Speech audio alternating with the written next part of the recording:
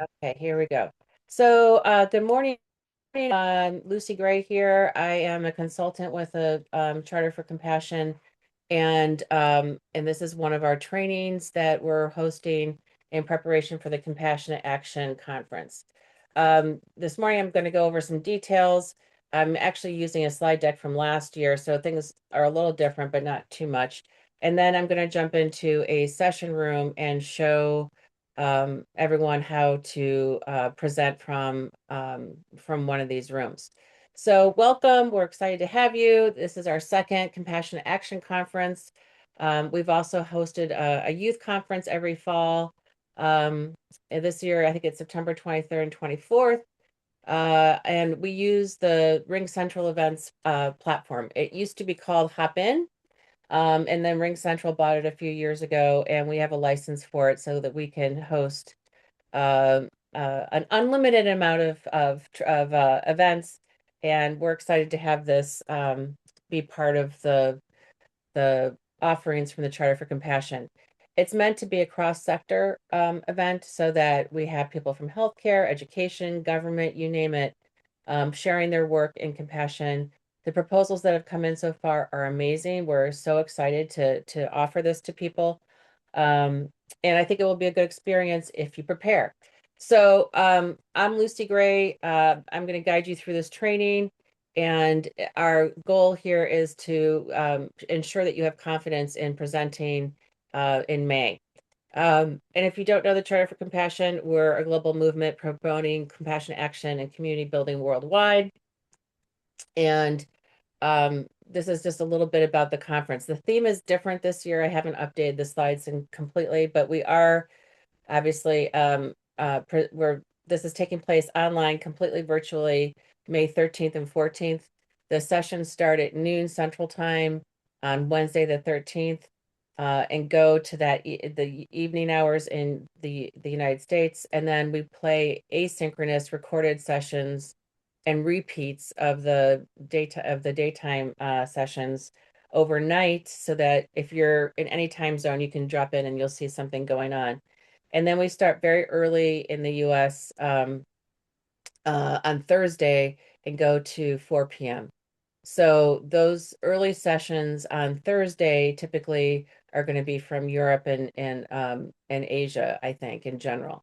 So these are kind of our guiding principles. Our theme this year is a little bit different. It's on our website. The benefits for presenters are we hope that you'll expand your network and grow more participants in your initiatives and potential partners and that sort of thing.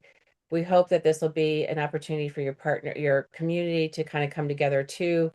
Um, we think that this offers you professional visibility and I think a core principle behind all of this is together we do more. We can do more. So if we share knowledge and ideas and strategies, then it benefits all of our work. And by doing this too, you'll refine your presentation skills.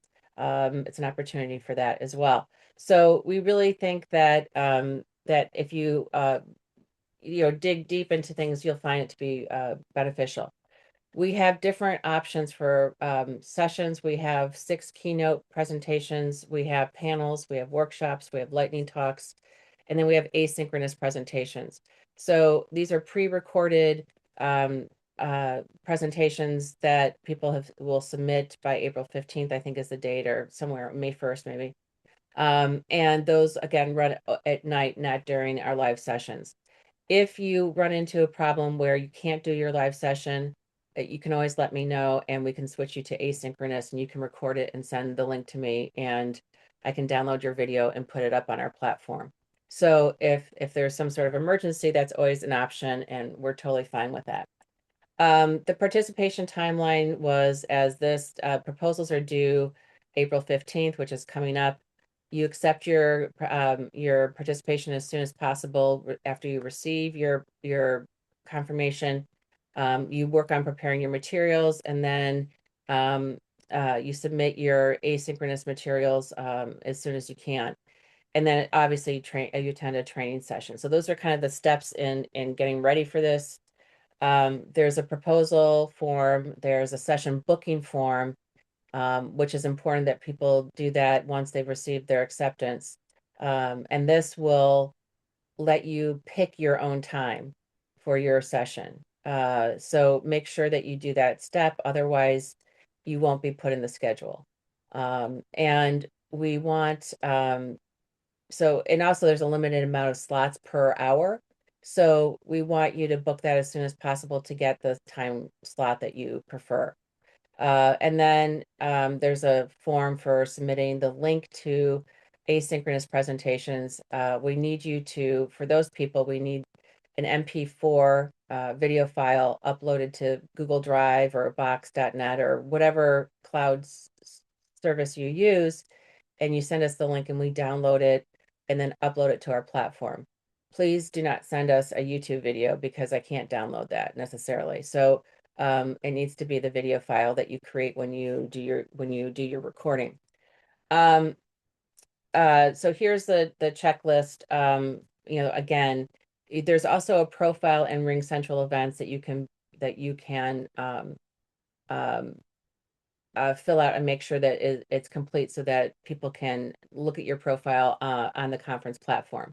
Next week, or actually this week or next week, I'm going to be sending out invitations to RingCentral events and start building the schedule. And you'll have a link at some point to get into the platform and practice. So hopefully we'll have that schedule done by April 15th, because that's when the deadline is for everything. And you'll have a spreadsheet that has a special link to your room that will let you get in early to practice. It's not ready yet, but it will be once we have everybody's sessions scheduled and that sort of thing. So those are the things that we need you to do. We also need you to promote your session too, and I'll talk a little bit more about that. There is no slide template for this. You can use whatever slide tool you want, with the exception of Keynote, Apple's Keynote. We suggest that you use Google Slides works the best. You can upload a PowerPoint presentation to Google Drive and it turns it into a Google Slide presentation, or you can just create it in Google Slides. Something web-based works best in general. We've had people also present in Canvas slides. You can do it in PowerPoint, but there's an extra step that you have to take in order to make that work. And I just from my experience working these events for several years now, I think Google Slides is your best option. So we want you to have a welcome and title slide with your contact information on it. Maybe, or at least your name on it in the welcoming slide. At the end, you should have your contact information because posted in your slides, because people will be watching the videos after the event if they didn't make the live event, and they may want to reach out to you. And our conference hashtag is actually Compassionate Action 2026. Again, I haven't updated these slides. And if we have any sponsors, we'll let you know and ask you to give thanks to them and mention them at the beginning of your presentation. Closing slides, we really want this to be an actionable conference with next ideas for people taking your ideas further. So make sure that you present some action steps for attendees and how they can get involved with your initiative or take your idea and run with it, or whatever you see fit. There is we do recommend that you have some Q&A time built into your session. If you're only doing a 20-minute session, obviously you don't have a lot of time for Q&A. But if you're doing a 50-minute session, you could have some time for that. There is a mechanism in RingCentral event where you can have a Q&A queue where people can specifically put their questions in your session room, and I'll show you that in a moment. And we also hope that you'll encourage other people to join the Charter for Compassion Network. There'll be a conference survey too that you can share with them, and that kind of information, which we'll provide later. The platform is RingCentral Events. Again, it used to be called Hopin. You can do screen sharing. You can have breakout rooms. The breakout rooms are not recorded. There's a chat that accompanies your session room and a Q&A queue. You can also do polls and set them up in advance if you want people to respond to them. Typically, our attendance really varies. So you may have a lot of people in your room, you may have a very few, but people will watch the recordings. So we don't want you to feel discouraged if there's a low attendance, because people do come back and watch this, particularly if they're not in a similar time zone from when you're presenting live. So keep that in mind. Breakout rooms maybe aren't so necessary if you only have a few participants. So you need some flexibility in kind of gauging what tools you're going to use. There are stages where our featured speakers and keynotes are going to be on. These are more controlled by us, the admins, and it has chat features and some presenter controls, like you can upload your slides and that sort of thing. It's more of a front-facing kind of tool. Session rooms are more, uh, I don't know, do it yourself a little bit, but you have more control as a presenter in a session room. There's automatic recording. As soon as you go into your room, it starts and go on the stage, it starts recording your audio and video. And I actually like the session rooms better for more collaborative sessions in general. And I think you'll find that too. But you don't need to worry about it. Most people are going to be in session rooms. In terms of technical recommendations, we recommend that you use Chrome.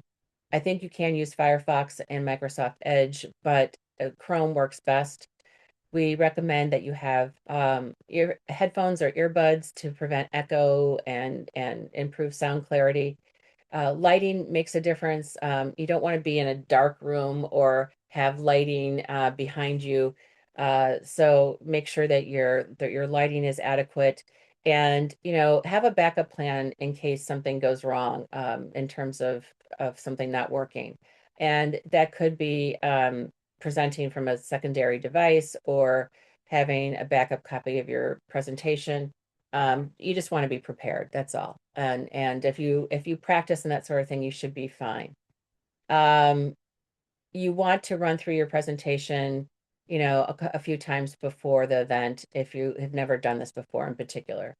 And these are just some ideas for how to practice. You don't have to do all of these things, but we want to make sure that you do get into the room, your session room ahead of time, and you do practice a little bit. We want you to test the technology and make sure that you're visible on screen and that your audio is heard. It's really important that you get into your session room ahead of time. Some people wait till the last minute for a number of reasons, and invariably there are issues because those people are also likely not to have come to a training. And so if preparation will pay off, trust me.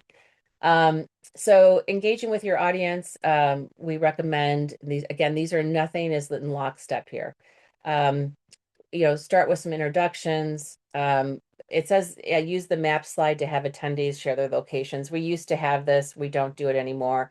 But in the chat, you might want to have people uh,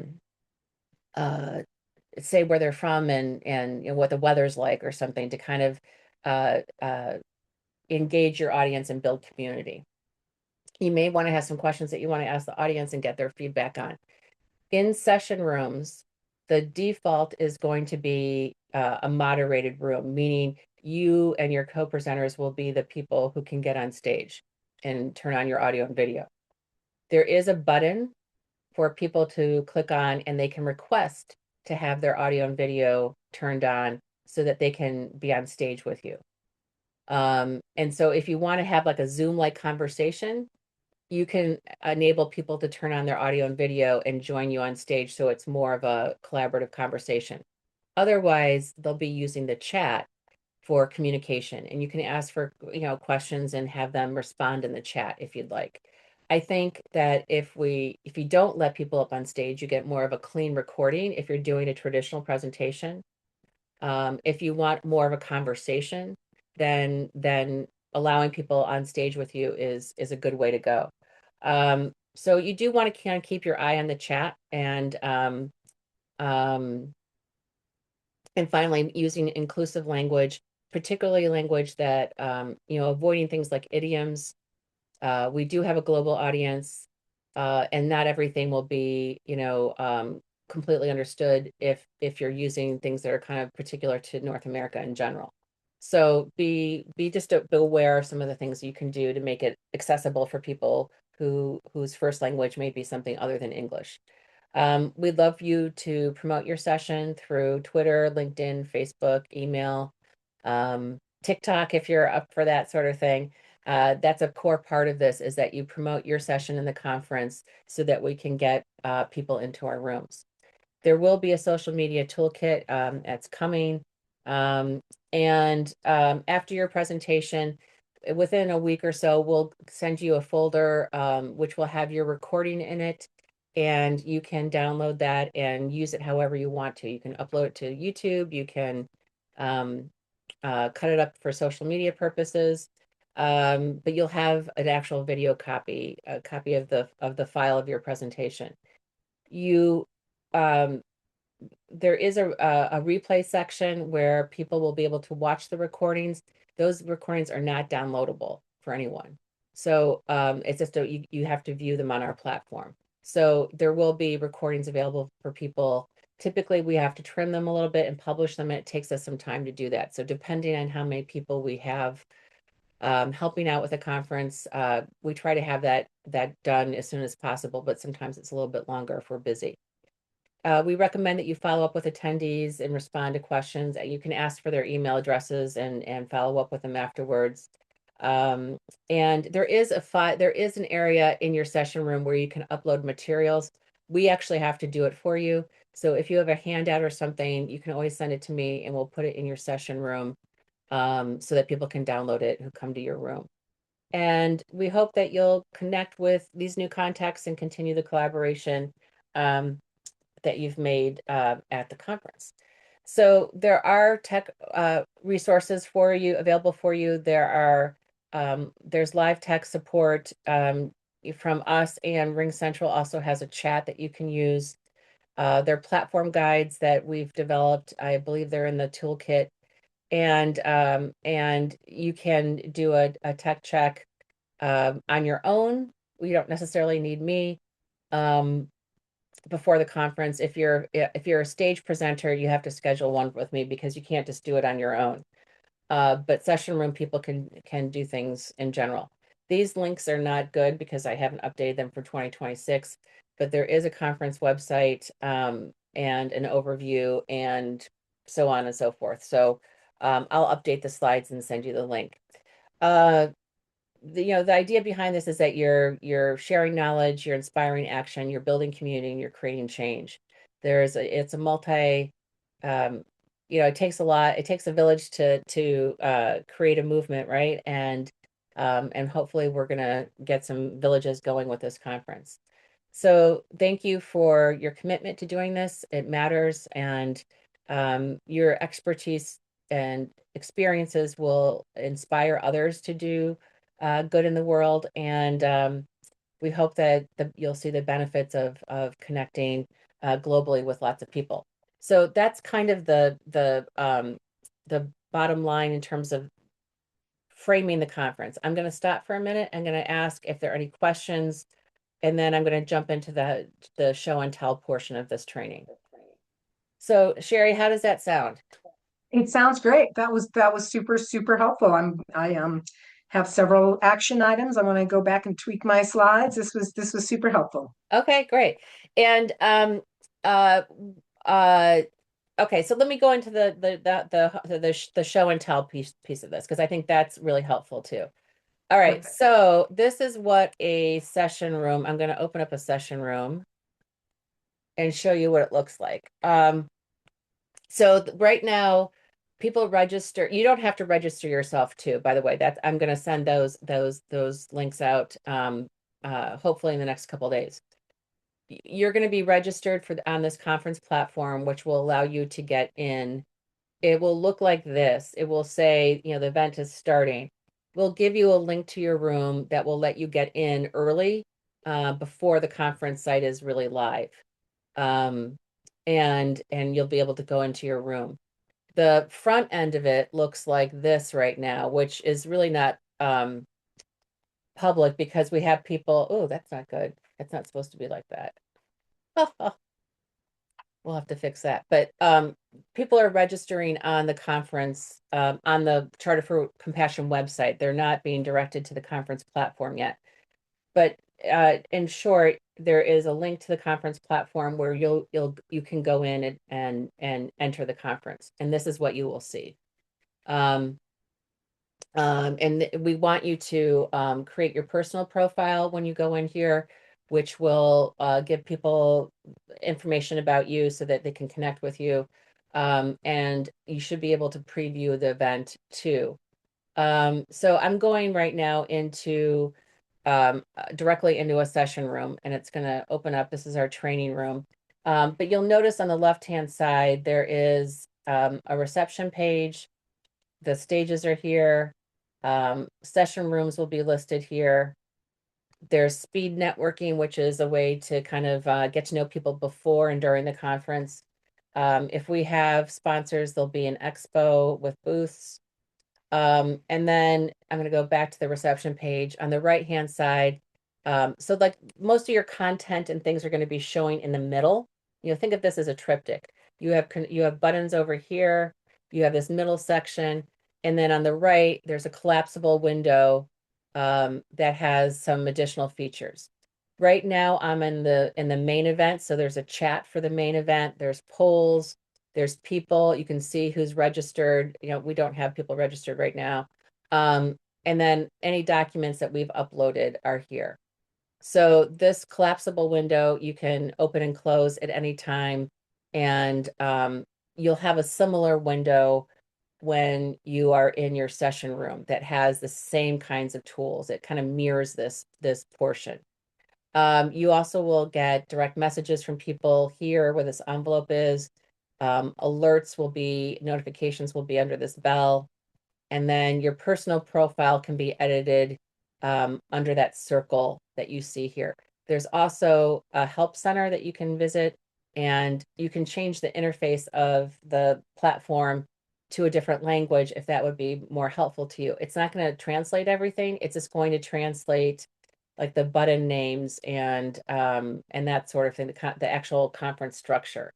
So if you want additional support in your native language, I think there are like 9 languages that are supported. And you can see those here. Okay, so when I go into a session room, it looks like this. And what you're going to do is before you go, well, actually, I'll go through all the steps to make sure it's clear. You're going to, if you go in here right now, you're not recording. Nobody can see or hear you. And you know that because there's no red button in the upper right-hand corner indicating recording going on.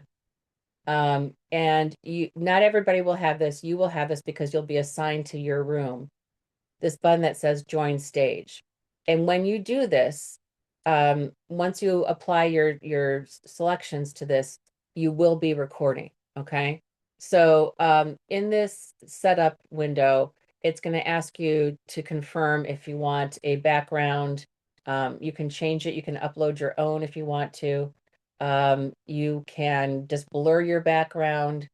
Uh, um, just keep that in mind. You can choose what camera you want to use if you use an external camera. Same with microphones. But usually your default ones are fine. And there's some more settings here too. You can mirror your video. You can apply something that will remove background noise. You can touch up your video.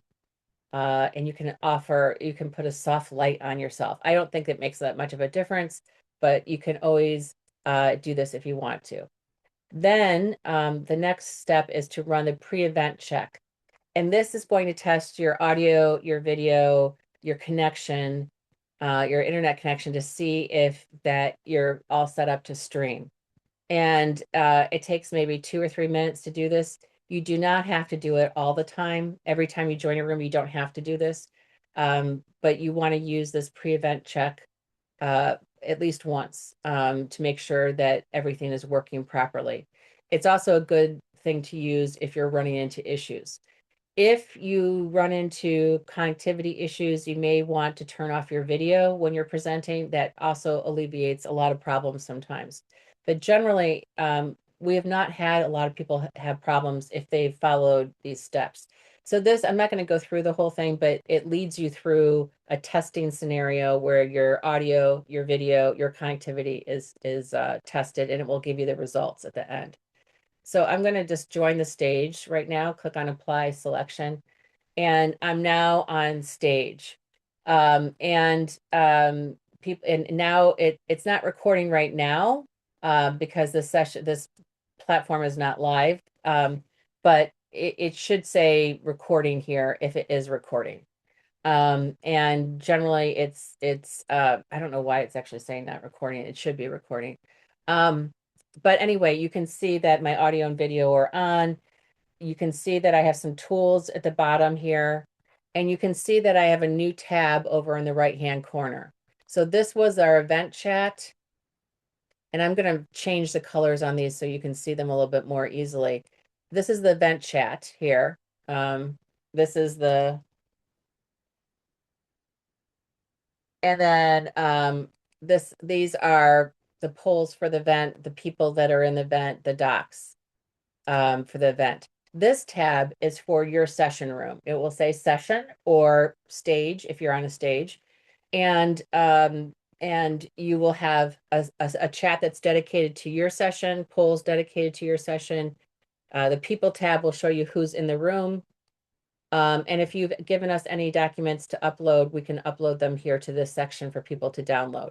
So this tab is just for this particular room. And you also will have, you may have some other tools here too, under those three dots. So I'm on stage. I want to get things set up so that I can share my screen. I'm going to click on this lightning bolt in the lower left-hand corner. If you see that, you can see breakout rooms, a new session banner, attendee engagement tools, and layouts. So breakout rooms work very similar to Zoom rooms.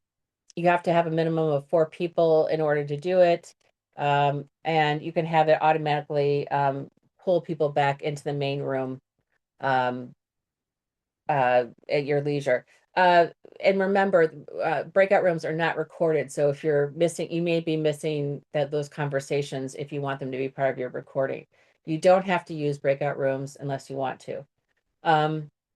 There is a session banner that you can have displayed for 1 minute or the whole session. And I would do this and have like linked to my website or something like that so that people will, or to a handout that you want to share with people, something like that, so that people, when they join the room, they see that it pops up for them. They can dismiss it if they want to, but it's a nice way to kind of get people engaged with whatever you're doing. There are also some attendee engagement tools. There's confetti, which looks like this, and people can click on the screen and make confetti. You may find that annoying, and you can always turn that off under attendee engagement tools. You just click on that little slider, and now people can't do that.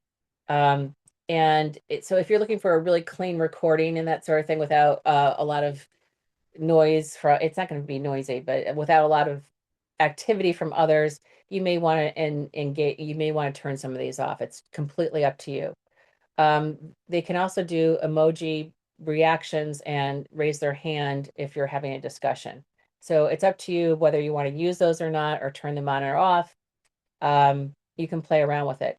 And then the layouts means how you're going to appear and your co-presenters are going to appear, particularly in relation to slides and what you're sharing and screen sharing. So I'll show you what that looks like in a minute. Down below the screen, you're going to see a button to mute your audio, mute your video, and your device settings, which we already went through before. You also will see a share menu, which looks like a computer screen with a red slash through it.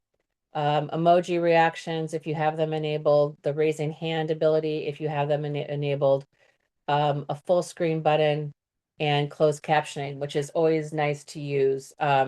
It just supports people who not only who don't hear well, but also people with who speak other languages. It gives them additional support in understanding what you're doing, particularly if you're like me and you talk fast. So, so those are some tools that are really individual settings. If I'm going to if I'm going to share my screen, this is the other part that I think people find tricky. If you've worked with Google Meet, you probably have seen this. It's going to open your content in a separate tab in your browser. And so you're going to have to negotiate between this room and this tab and your slides. And it's not hard, but it helps if you practice and you try this ahead of time. Otherwise, it may throw you for a loop. This is and I also will show you the enabling your camera and your video thing too, because that's the other stumbling block that people run into. But anyway, so I'm going to share my screen. I'm going to turn off my closed captioning for right now. I'm going to click on share screen, and it lets me share a tab from Chrome, a window, or the entire screen.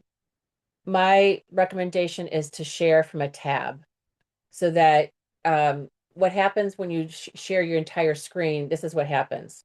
Um, it does this weird mirrored effect until you switch to your slides. And I just think it looks messy. And so I don't recommend sharing your whole screen. I recommend clicking on share screen, having your slides open in a tab. So I have slides here for my presentation, I thought. Yeah, here they are. So here are the slides I was showing you a minute ago. I click on the tab where those slides are. I use something called Gamma for making my slides. And I'm going to click on that tab. I'm also going to share the audio in case I'm showing a video or something. And I click on share. And what this did, which may be hard to see, is that it switched to another tab. And in the upper left-hand corner, I can go back to the room where I'm presenting. That's what it looks like from everybody's view in the room. And I can switch back by clicking up here in the upper left-hand corner to my slides, and I can move my slides using the arrow keys on my keyboard. So then I can switch back here and I can look at the chat and see how people are, digesting the content and all that. And then when I'm done, if I don't want to be sharing my slides, I can click on stop sharing. And it goes back to me doing that. So I'm going to click on share screen, click on the tab where my slides are. So you need to have those open ahead of time. Click on share and do your presentation. If I look at the breakout, here I am in my room again, and this is the layout I have now. It's my slides in the middle and me on the right-hand side. I can go to layouts and I can change this a little bit. This is what cropping does. It makes me appear a little bit bigger. I can spotlight the speaker, which means the slides and the speaker are the same size window. I can do floating, which puts me in the bottom. And I think that sometimes can cover things up, so I don't really prefer that. And then the last option is cinema, which means it is showing your slides. Your audio is still heard, but nobody's seeing you. And that gives you a full screen experience if you want to make sure everything is visible. I think fill is fine. But it's up to you. You can play around with this and see how it feels. So to review, my slides are being shared with this share menu here. You also will have the option of sharing YouTube videos in here. I have to turn it on. And this is what people will see here. You can see that it's now recording. The red button is here. And then I can go back to my slides and manipulate them here, and they move for the people viewing it as well. And if I go back here, I can check in with people, see if anybody has said anything in the chat, and see if anybody's asked any questions or anything like that. So it works well if you're prepared and you've tried this out and you make sure everything works. The other piece that's really important with this that I mentioned earlier is that in Chrome, you make sure that Chrome has the permissions to access your computer's webcam and your computer's audio. And to do that, this is really crucial. You can click on the right hand. There's usually an icon. Let me go to a different tab here. Um, so in my browser, you'll see in the upper left-hand corner in the search next to the search box, you'll see like little sliders, and it says site settings. And what this will do is take you to your settings for Chrome. And under the privacy and security tab, you'll see camera and microphone. And you can you can change it to allow, and that will make sure that your camera and your audio are visible to this particular site. Okay. Um, and there's another way to do it too. Let me go back to the session room. You can also you can anywhere in your browser, um, and you don't have to be in a particular tab or anything. If you go to the three dots in Chrome in the upper right-hand corner, this is where you can control your settings, and that's where you can control your camera and your mic permissions. So I'm going to go to the three dots. I'm going to go to settings, and it takes me to this window. I click on privacy and security. I click on site settings, and here I can enable sites to use my camera. Okay. And and these are the sites that are allowed to use my camera right now. So you can change things there. Again, it's under security. Oops, sorry, privacy and security, site settings, and let me go back here. Hang on. And I can remove permissions from this later if I want to and that sort of thing. But really, um, it should allow you to, oh, here it is, camera and microphone. So I have it set up so that sites can use my microphone. And you can see which specific sites you've given access to before. So just be aware of that. It's for your own protection that Chrome is set up like this. This is not a bug or anything. You just have to make sure that you're giving permission to the browser so that it can access your webcam and your audio. And if you don't do it, you won't be visible on screen. People won't be able to hear you. You're going to run into problems. And invariably, we know if people haven't come to a training or read the directions, if they come in and they panic about this, it's typically a sign that they haven't tried this ahead of time. So we really recommend that you try it. It's not a big deal. Once you have that set up, you should be completely good to go in terms of presenting. So just to recap the session room, um, if I'm going to leave the room, this is when the recording will stop. I'm going to, when I come into my room, I click on join stage. If it doesn't say join stage, you don't have permissions and you need to contact me and I can fix that for you. Or you're in the wrong room that you don't have permissions to. You go through and set things up for your audio and video. You apply the selection and you're on screen and the recording starts. We recommend that you get kind of set up and ready to go and then turn off your audio and video until right before you're going to present. That way we have a nice clean recording from the beginning and we don't have to do a lot of trimming. We can trim it. So if you do record a lot of extra stuff at the beginning, we can clip that. But just to make things a little bit easier for us, it would be really great if you just got set up, turned off your audio and video, and then right before you're going to start, turn them back on and go from there. And that just makes it a lot cleaner. It will cut things. It will record in segments that way, if that makes sense. We know which you can go in and practice as much as you want to. Once we give you the link, we will not publish your rehearsals or anything like that. We can tell which one is your official one. It is recorded, so just be aware of that. We had some participants a few years ago who were talking about their college partying ways while they were setting up. and they didn't realize it was recorded and they were mortified. I didn't publish it. I actually went and deleted it for them, but they panicked because they thought like their conversation hadn't been entirely appropriate, and they, didn't want people to see that, which I was not worried about because it wasn't their official recording. But just so you know, things are recorded, uh, and you just want to be aware of that. So I'm going to stop sharing my audio and video here in Ring Central Events, and I'm going to stop sharing on Zoom for this, and I'm going to ask you if there are any questions, Sherry. How does that sound?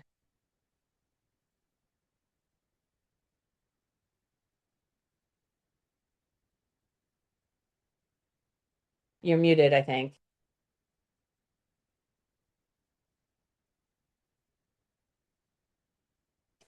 Let's see if I can unmute you. I got it. Sorry, I Okay. had to I needed to figure out how to switch screens. Yeah, so I Yeah. have several questions. Yeah. Um so and I'm just going to go in the order that Okay. I wrote them. Okay. Sure. So do I need to register to be No, able to no, Okay, great. no. Perfect. But you're not going to be able Okay. to get in there until I give you the link. So don't panic right now about it. Like in a week or so, you should have something. Okay. Um, And I don't have to do anything so that I'll be able to listen and view the rest of the conference no, aside no, from no, perfect. no. Great.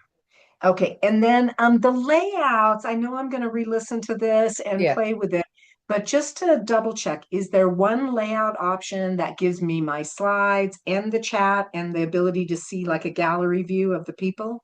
You're going to see the chat all the time. Oh, great. Okay, It's always perfect. going I to be was there. thinking one of those. Yeah. And Okay, there's no great. gallery view unless you let people turn on their audio and video, they're not going to be on screen. Great. Okay. All right, Okay. perfect. Okay, good.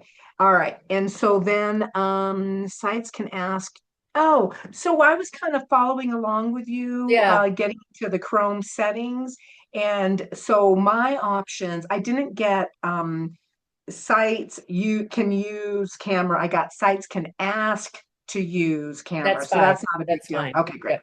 All right. And then do you have any issues if not I'm I'm definitely wanting to practice it quite a bit, but I Yeah. also was hoping to do a dry run with some colleagues who are really embedded Yeah. in partnership. Like, okay, great, perfect. So that's Totally not a fine. big deal. Totally fine. All right, And great. if they're listed as co-presenters, they'll be registered, and they'll have the Yeah. practice link too. Are they going to be? And definitely no co-presenters. Okay. I just wanted Yeah, to go that's through it fine. once with folks who kind of Okay. know what I might be missing, Okay. what Okay. methods. Okay. You Great. can always book an appointment with me too if you want to run through anything. Don't wait till the last minute, but in the weeks, the maybe Thank 2 weeks you. ahead of time, I'm happy to meet with anyone who wants just Perfect. a little bit more, confidence building. Yeah, yeah, I'm a little intimidated about the technology, but um, If I'm you've getting used less Zoom, intimidated every time I yeah, do something with yeah. Zoom. This will be the first time in this platform. It still is, this kind of platform became popular, I think, during the pandemic. And I went to a lot of events that were in something like this. There are other conference platforms out there. Um, and I think it's still a useful tool. I think we'll probably have another pandemic again at some point. Two, we want people to work globally, and we still need to use this technology. And yes, face to face always matters and is better, but this is better than nothing, right? And that it's better than not being connected. And I think there are ways to make presentations engaging and build community in them, um, despite the technology. And Yeah, most people who haven't presented with us before have it has been new to them. But I think your confidence gets better once you've done it once. You're like, oh, I can do this. I've got this down. And so some of the people who've done this on a regular basis, they don't necessarily practice a lot. They come right in and they have no problems. So keep that in mind. It will get easier definitely as you use it. great. Thank you so much. This has been super helpful. Okay, good. And the conference is, we're excited about it. Last year we had, I don't know, 650 registrants and about Nice. 60% showed up. So, it really matters if people are kind of co-promoting this. People can attend live, it's free to attend. There's kind of a pay what you can model with it. Um, and so there shouldn't be barriers to people, attending in general. There's the other thing too, there is an app for in Google Play and in the Apple App Store for Ring Central events. It's great for consuming the content and going to sessions. It's not great for presenting. So if anybody is thinking that they're going to present from an app, it's a little bit of a challenge.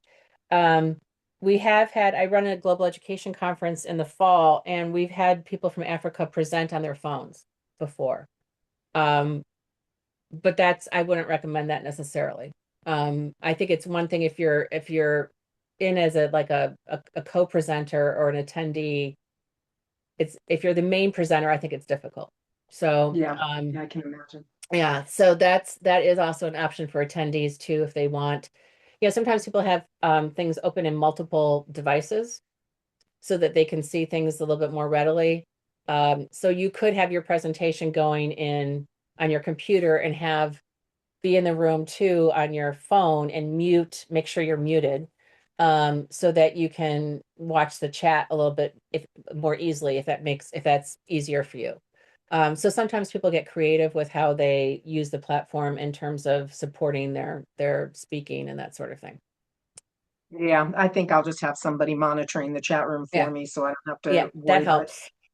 And then the other piece that you just made me think of is in terms of sharing the information about the conference, we'll get more details about Yes, that later. there Okay, should great. be. Perfect. Let me find the toolkit. There's some, I can't remember how much I've updated from last year. I think I updated a lot, but I think we should have most stuff up here. There is a toolkit that has a lot of detail in it. Um, Great. um, and I think it was sent in the acceptance email. And as we get closer, I'll be emailing people more often with reminders. This is the link to it. Let me show you what it looks like. Um, and the recordings will go in here too. And I think the recordings from last year for the trains are here as well, which are virtually the same. So here's the link to this page. I'll put it in the Zoom chat. And so let's see, if I make any announcements, they'll be here. There's an overview of the conference, important links, calendar, things like that. There is a checklist here under presenters of things to do. Um, and then there's some training sessions. Did I put, no, I have to put, oh, these are from last year, I think. Yeah, you can see the recordings from last year. Um, there's also a section for promotion and Great. um, our social media handles. There's some graphics. Let's see, did I update these? Uh, nope, I didn't. So this is fine, but what I do is I use something called Canva, and you can make a copy of the graphics and then download them, and alter them however you see fit. So these are from last year, and I'm pretty sure. Yeah, and I will update those. I haven't gotten there. And so there'll be sample media posts, there'll be a flyer to promote the conference, that sort of thing. I just need to update this. Great. That looks great. Yeah. Cool. All right. Well, I'm super looking forward to Yeah, it. I cool. appreciate the proposal being accepted. So I'm excited We're to excited to move have forward. you. We're excited to have Yeah. you. And it's really thrilling to see all I think I like the cross sector factor because you never know. I don't think we work in silos, right? Um Exactly. uh and you want different audiences and you want to learn from other people in other fields and that sort of thing. And there's something for everyone here. So I think it's a pretty special event and a great way to get to know the charter staff too. They'll be all over the place, helping and facilitating and that sort of thing. So um, we'll see how it Where goes. But where are Sorry, go Yeah, ahead. go ahead. Where are you physically? I'm in Chicago. Oh, And nice. Marilyn Turkovich, who's the executive director, is in Washington State. She's near Seattle. And Nice. she ran my student teaching program when I was a baby teacher 35 years ago. Lovely. And in Chicago. She lived in Chicago for a long time. So that's how I know her. And then we have Felipe and Natalia, who are brother and sister, who are on the team working on marketing and the website. And they're Chilean, but Felipe is in Salt Lake City, and his sister is in Chile somewhere. And then we have Anam, who's our youth coordinator, who's in Delhi in India. She's lived in Canada and all over the world, so she's kind of a multinational citizen. And then we have Merida, who is in Monterrey, Mexico. So we're all over the place, but and we work with organizations all over the world. We have a strong partnership with an Ubuntu project. We do a lot of work with people in the UK in particular. There's an Australian chapter of the Charter for Compassion. And then we have compassionate cities around the United States that are doing this work, that Compassionate Atlanta, Compassionate San Antonio. It's a pretty vast network, and uh, I've really, the last couple of years I've worked for them, I've really enjoyed getting to know the nuances of it, and hopefully this will introduce more people to the work of the charter. And it's meant to be kind of a network of networks. Lovely. Yeah, just out of curiosity, any compassionate cities in Colorado? I don't think so. So tell me Okay, more well, about, maybe. yeah, we'd love to have you start one. So tell me more about your work. Where are you? You're in Colorado? Oh, yes, I'm in Colorado, and for most of my, well, not most of my, the vast majority of my professional career, I worked in public health policy Okay. and some direct healthcare, like office management, counseling, Yeah. but the majority was in policy, and the majority, 20 years, was in Federal Department of Health and Human Services as a maternal and child health consultant. Oh, wonderful. And yeah, and so I retired in 2024. And before that, in 2007, I learned about the work of Riane Eisler, her cultural transformation Okay. work, Okay. which is shifting away from the domination paradigm towards partnership. I became very much a student of her work and helped, did a few federal initiatives around introducing partnership. And so when I retired, I knew I wanted to really focus on her work, but it's so huge, I mean, it's Yeah. the entire, how do you change Yeah. this prevailing Especially dominant, now. yeah, exactly. So to try to get a better handle about that, I loved kind of the creative aspects of my work and doing workshops and panel discussions. And so I decided that I would see if I could do a podcast about domination and partnership, about Rian's work. Oh, wow. And so I reached out to her and her team at the Center for Partnership Systems, and they were excited. And so in 2004, I launched with the Center for Partnership Systems the podcast called The Power of Partnership. And we have 40, well, actually now it's up to, I think, 47 episodes or so. And so yeah, so now what I'm doing is my business, CJ Yeah. Connections, is devoted to just helping share this cultural transformation work. I'm doing series that are kind of like book clubs, but they're Yeah. podcast explorations. And then wanting to do more speaking engagements. So this is kind of one of my first. I mean, I did Yeah. a Voices for Women presentation 2 years ago, but this is kind of the longest presentation. Well, that's not true. I did one for a national conference for healthcare leaders. That was also a 50-minute presentation. But yeah, so that's kind of a high level Oh, overview wow. of This is great. I'm looking at the yeah. podcast right now. Oh, good. Yeah, here it is. It's a Power Partnership podcast. And I just see I see you interviewed Scarlett Lewis. Oh Um, yeah, man. And that was a I interviewed her along with Suzanne Zidek. Uh-huh. who is an Irish woman who has been very involved in helping the country of Ireland become a trauma-informed nation. Yeah. I mean, so that episode is just, yeah, all the episodes, they're just such amazing people that I had the honor to interview. And because Rian is so internationally well known and respected, she put me in contact with 95% of these people. So I really felt honored to have this Yeah. Yeah. gift Yeah. of being able to, including Kurt Johnson, who is how I learned about the Charter for Compassion, Okay. Okay. because I always ask for resources. Like, that's kind of a standard piece of my interview is now, how can Yeah. people dig deeper and learn more about whatever we're talking about? So he recommended the charter. So yeah, so as soon as I learned about you all, I was like, "Ooh, that's an organization I want These are your to be people. involved Yeah. with." You'll love These are this. my And people, yeah. exactly. And the healthcare, I think the healthcare sector, in the charter, they meet like monthly, and so you should get involved with that. And they are uh and a pretty robust sector. Yeah, That I've okay. attended two of their meetings, Okay. and with the last one, what came out of that is to put a proposal in.